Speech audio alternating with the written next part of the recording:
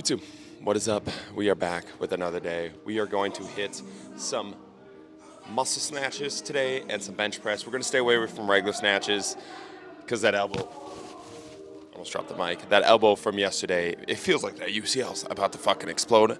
Don't know what's going on there. I do know what's going on there, but feels like that UCL's about to explode, so we're going to J-chill on it today. Hit some muscle snatches, get in and get out on the snatches, still get some work done there. Hit some bench press, hit a couple accessories. We hit most of the accessories this morning, but going to get some spinal rotation stuff done today. And we're going to go on a little rant about youth training and how I go about training Muay Thai fighters and wrestlers and grappling type athletes. So we'll get to those two topics today. Let's get after it. I'm probably going to get in and out with these muscle snatches, but still get a good little stim done here. Keep that snatch form working, keep ripping these. Hit a 15-minute assault bike, hit a little 5 miles, 15 minutes, so a good little pace there for our warm-up. I'm going to grease the grooves with this elbow and keep ripping. Let's go. Feeling good today. Oof. Oof. Oof.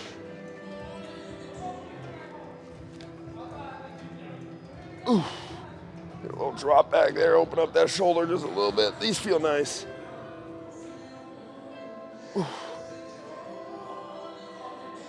Ooh. Ooh. Woo. Let's go. I think on that injury rant that we talked about yesterday, and yeah, I want to consider this an injury, just a little bit of pain, a little bit of fatigue there. Keep plan B as close to plan A as possible when we're talking about like getting training done. If you do have a day where you're feeling beat up, you do have a day where things aren't clicking, you have something tweaked, not totally adjusting every single thing that you're doing today. Find the closest variation to the stimulus goal that you had that day, and then get it done. And 99% of the time you can get something that is so similar to what you had programmed that day. And so many people let that derail their entire day or derail their entire week of programming because they messed up one single thing or they were unable to do one single thing in their program. People are just so locked in to what the sheet of paper says. Today's goal was hit heavy snatches and continue to PR on the snatch and continue to rip there. Elbow's gonna send me to the gulag if I do that today, so we're gonna just back off on the snatches and hit a hard snatch variation with this muscle snatches, right? So still gonna get a high level stimulus done here, still gonna work on that snatch technique, still gonna get a ton of work done. We're gonna get to the rest of the workout and we don't have to adjust as much as we think we need to adjust. Don't let small things throw off big things, right? So keep plan A as close to plan B as possible. Keep training, keep ripping, let's go. Oof. Oof. Oof.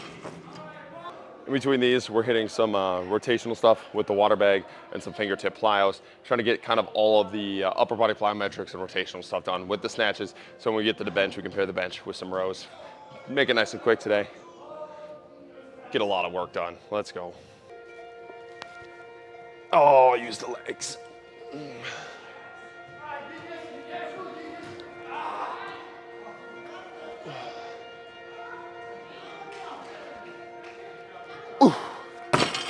Whee. All right, another set here. Keep working into something heavy here. Let's go. Ooh.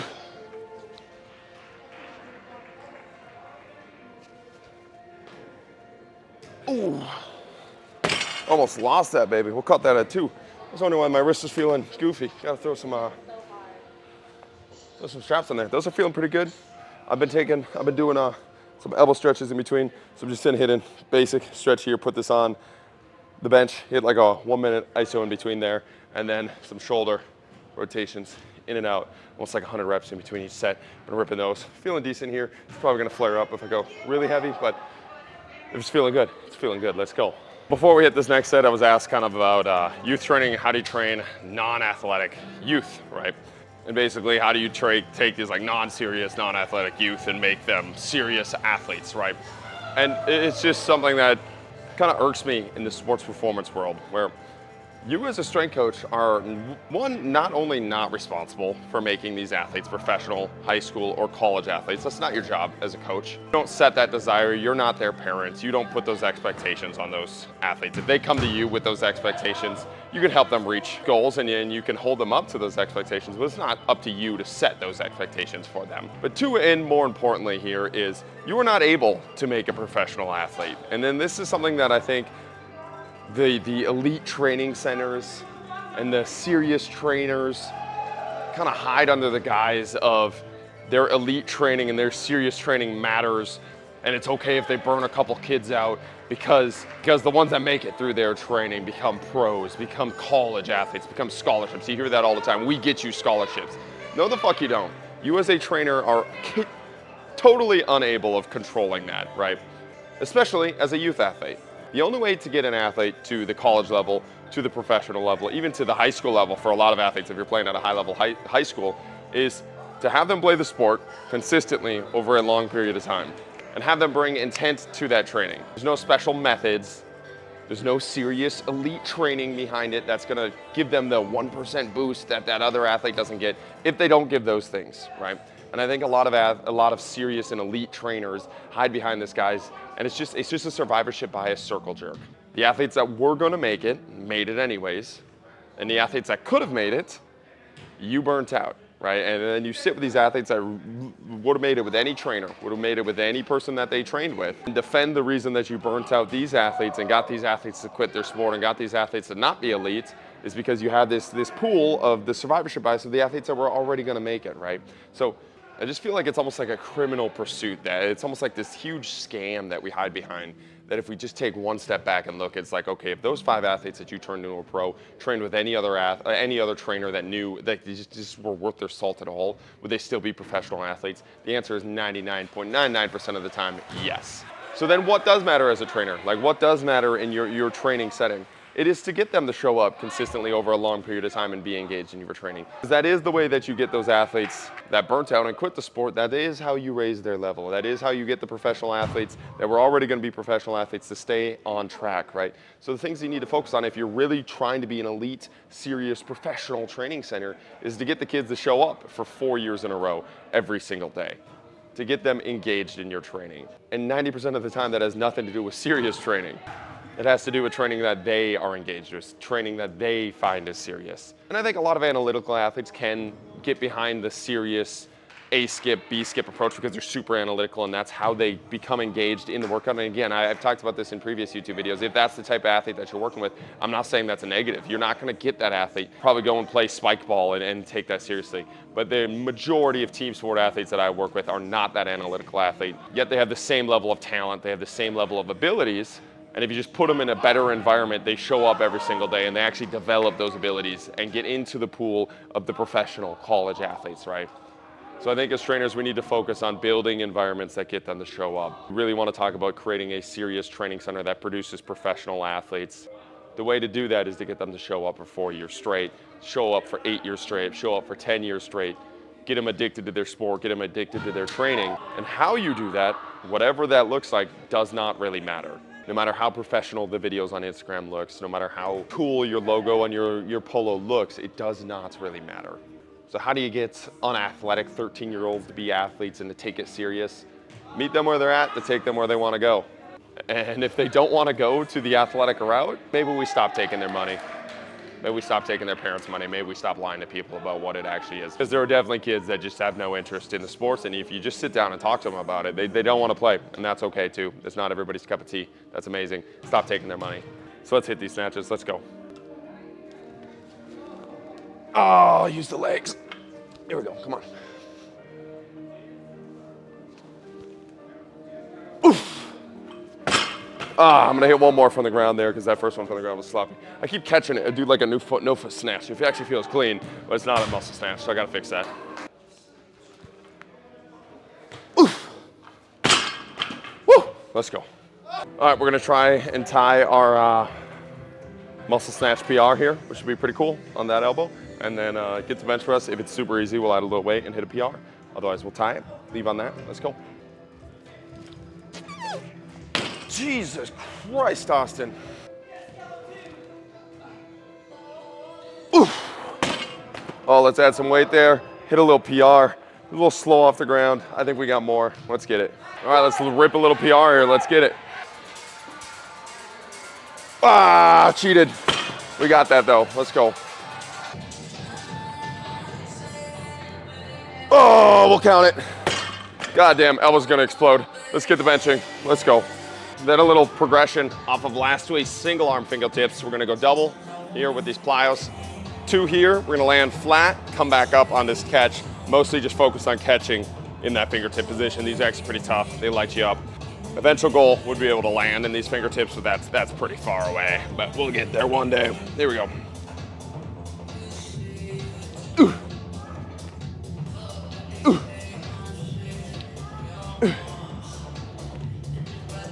Ooh. Ooh. Whoa, nice. Then we got the seated water bag rotations. Goal with these rotations is get some overspeed rotations. I think I'm gonna focus on this heavily this offseason. I was watching the conference guys, which is the professional softball guys, highest level softball, and the rate at which they rotate and the way their body's able to handle that rotation, dude, it looks like they're fucking closing their eyes and taking like a long, like those long driver guys where they're just fucking everything is through, like there's no control. They are doing that on every swing to the exact location that they want and they don't miss. It's unbelievable. In this offseason, I gotta get better at swinging harder. And I really think a big piece of that is gonna be bringing my max exit velo up. Let's say your max exit velo is 120, so then your normal swings are like 110, rather than your max exit velo being 110, your normal swings at 100, right? It's just a different level of swing, and the force that they put through the ball is unbelievable, and we gotta get the body ready for that, so let's go.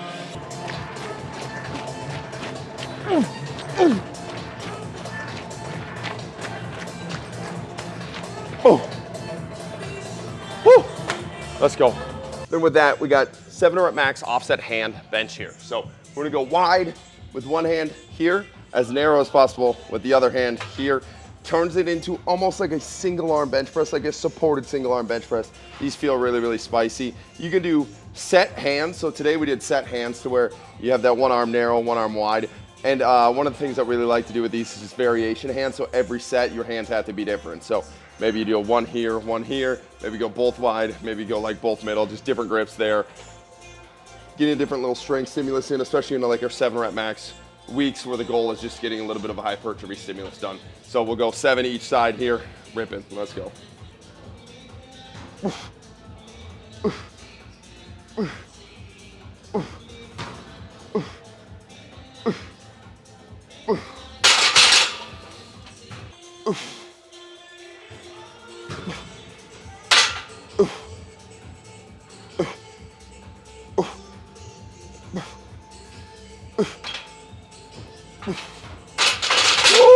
That gets the titties popping. With these, we're gonna pair these with some rows. We're gonna bounce back and forth pretty quickly.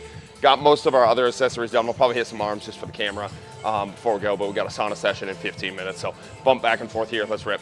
All right, set number 2 here, let's rip.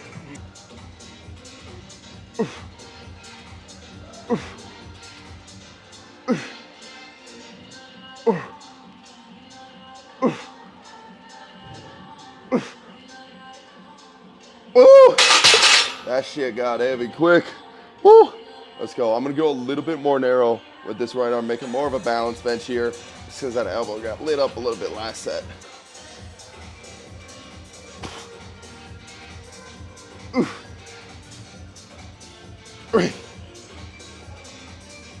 Oh, holy shit.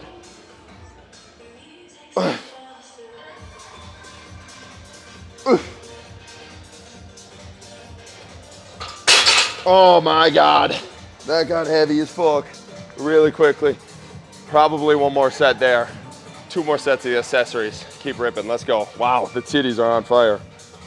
All right, last set here. Let's rip. Holy shit. Ooh, I gotta go a little more narrow. Ooh. Ooh.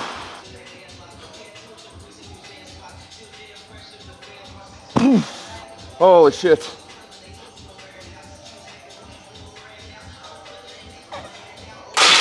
Oh my God. We got absolutely dog watered there. That was fucking hard. That was kind of cool. I like that feeling. Just being able to bring in that other hand to kind of support and help it and bring it through. Oh, we got to lock in for this next, for this left arm. Let's go. Take a little weight off for this left arm so we can actually get it. Here we go.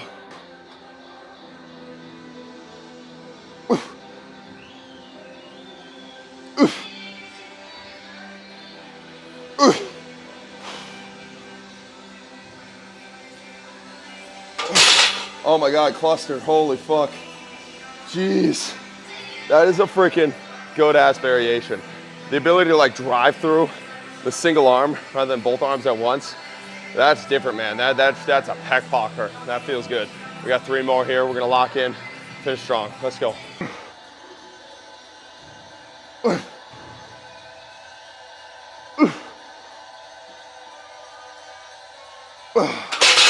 Oh my goodness. The titties are popping. We're gonna hit some rows. We're gonna hit some pinch grip pickups, and then we're out ski. Let's get it. All right, then we got some rows here. 3rd set of 6, just picking them up, rowing, making it dynamic. Let's get after it. Heavy rows.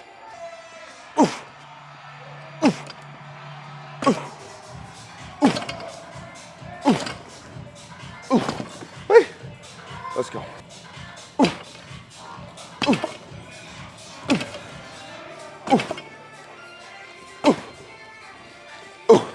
Wait, let's go. All right, then we got building up to a 5 rep max here. Last set here of these pinch grip pickups. Been an absolute geek over these recently. I think if you're training offensive linemen, you're a grappler, you're anything like that, where grip matters, finger strength matters.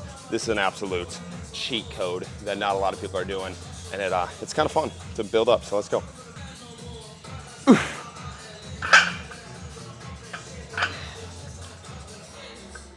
Holy fuck. Come on.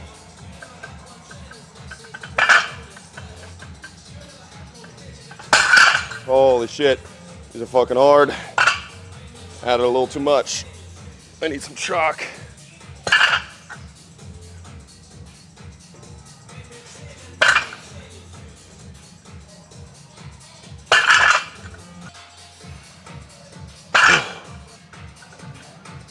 Oh, one more, come on.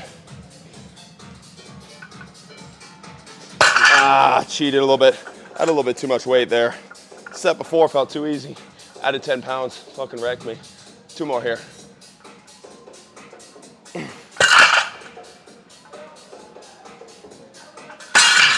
Woo! Let's go. We got 1 minute quasi eccentric on the bench, then we out ski. All right, then we got a 1 minute quasi here, ripping these. I was feeling better going in or leaving than it felt going in, so that's a good sign that the program was solid today. Grease those grooves, good things happen. 1 minute lower here. Let's get it.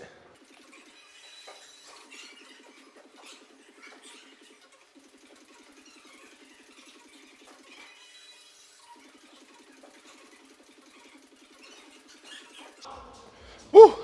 That was probably a little too light for that 1 minute quasi, but I didn't have a spotter. The goal was to overload this day with a spotter so you didn't die.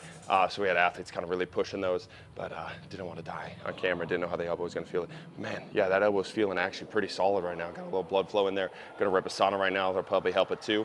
And get out of here, say goodbye. Let's go. All right, so that's a day. That's a good little pumper. I'm feeling great. The elbow's feeling like there's a lot of blood flow in there. Feels nice. I hit red light on it 20 minutes twice today. We'll see how it responds tomorrow. Sometimes after it feels good after a training session, the next day it gets a little sore and achy. But there's a lot of growth from yesterday. Yesterday felt like the UCL was gonna fucking snap on me. Today when I started, felt like it was gonna snap, and then as we progressively got there, felt good. Hit a little PR on the muscle snatch PR. Muscle snatch is kind of tough for me to judge just because my form's so shit. It's like very inconsistent in the muscle snatch, like being able to judge that compared to like how much did I bend my feet last time, how much did I move forward, that type of thing. But not too serious about it, not taking that. Not trying to be the world record muscle snatch holder anytime soon, but it's just a little fun pursuit there. The question that I got that I wanted to answer that I forgot to answer during the training session was, how would I train a Muay Thai fighter? How would I train grapplers if I worked with them? Or is asking if I train Muay Thai fighters or if I'm able to train Muay Thai fighters. And I kind of gave a little sassy response. I was like, yeah, I do. And any strength coach worth their salt can train a Muay Thai fighter. Any strength coach worth their salt can train any athlete. There's no such thing as a sport-specific strength coach, right? And the more somebody tries to sell you on being like a sport-specific coach, when it comes to strength training, when it comes to your GPP stuff, the more you should probably be wary. You can have niches of your population, but most of that is just marketing and ads. When we started, and most of our clients were American football clients, just because that was my sport, that's who I had the most connections with. As we got other clients, everybody was kind of training the same and doing very similar things. And for 99% of the athletes, the training is going to be the same. I made a meme about this the other day too. It's like when an athlete is injury history dumping on you, where they come to you and they like list all their injury histories and asking how you're going to fix them, how you're going to do it. And it's like, you're probably going to be doing that. I'll listen to you. I'll give you the time of day. We'll kind of talk about some things, but you're probably going to be doing 99.99% of the same things every single other athlete is doing, because what led to that injury was probably your pansy-ass training, and we don't need to be doing more pansy-ass training. And the same thing comes with sport-specific lifting, and being a sport-specific grappling strength coach, right? Being a wrestling strength coach. Most of the time, the more specific you get in your weight room stuff, the more pansy the training is, the less stimulus that you actually get done. I'm not saying there's not the two little things that we can tweak. If we're working with grapplers, we can do a little bit more grip-based stuff. Maybe we can do some more zerchers and some more mobility-based stuff. But I also want all my American football guys doing that. I want all my soccer girls doing it. I want all my fast pitch girls doing that too, right? So I think if you have a good holistic program and you have a strength coach that is kind of worth their salt, you can train any athlete and you can figure it out. Now, when it comes to the actual sport-specific part of it, if you're working with the tactical aspects of it, you're working on the agility side of things, maybe it changes up a little bit there, and you can add in, if you're programming for practice and you're changing the cardio constraints, you're working on any of the technical skills that come into play, then you probably do want to work with a sport-specific coach and somebody that can build out either small-sided games for you or drills where you're working on the specific constraints that you need to have to kind of allow you to learn and master the skills that you want to learn and master. But I think the more we sit in that middle ground where he's like, it's half sport specific, it's half not sport specific, the less work that you get done. And honestly, I think the magic is in a strength coach that has a mastery of the strengths and the mastery of the stimulus in the weight room, and then can go program practice. And obviously, ideally, it would be great for a sports specific coach, somebody that is, let's say, they're your wrestling coach that has an understanding of the weight room so they can program for both. I think the more you can kind of keep it under one roof with one coach, with one person that kind of knows what they're doing, but knows what they're doing holistically, not knows what they're doing in the middle ground where they're like trying to make the weight room sport specific and they're trying to make the field weight room based stuff, where they actually know the difference and they can program for stuff to where they can program all of your agility stuff, all of your small sided stuff, they can program your practice, and then they can come with you and bring you into the weight room and program all your weight room stuff. I think that is the best of both worlds when you have it under one roof. You don't have to go back and forth between people, and you actually have somebody that knows what the fuck they're doing. I think track and field probably does the best job of this. I know wrestlers kind of have this in a college setting, but a lot of times the weight room side of the wrestling stuff, the wrestling practices are great, but then you get into the weight room stuff and it turns into this like mental toughness warrior kind of world where they're like doing overhead lunges with a plate for like 3 miles to break the mind, and it turns into like a David Goggins thing. And I think that's when it kind of gets a little dangerous, where you want that wrestling coach that has a mastery of the wrestling practice and the grappling practice and the Muay Thai practice to take care of that stuff. And that's where you would want to hand them off. But ideally, you educate that wrestling coach to have them understand the principles of the weight room, the principles of stimulus here, so that they're not doing dumbass shit in the weight room. And you have an athlete that actually trusts them, and they should trust them because they know what they're doing in the wrestling room and in the grappling sense. So I think that's my approach. I do train Muay Thai athletes. I do train grapplers. I do train wrestlers. I train all athletes, and that's not some bullshit thing. Like our morning sessions, you should come watch one time. We have gymnastic girls, NFL football guys, middle school soccer players, semi-pro baseball players. Like, they're all in one group. A lot of times they're all in one rack. They're all doing the same thing. They're all challenging each other and pushing each other. And I think as long as you're moving the human organism, you're leveling up that human organism and giving them a stimulus that they don't currently have, and you're leveling up to their current degree, to where we have one program on the board, but the squat day for the NFL guy looks way different than the squat day for the gymnastics girl. That's where the sport-specific part of it comes in, but it's not even sport-specific. It's individual-specific. It's constraint-specific. It's load-specific. It's experience-specific, but it has nothing to do with the specifics of the sport in and of itself. So that's how I'd approach it. I appreciate you guys watching. Keep chopping wood.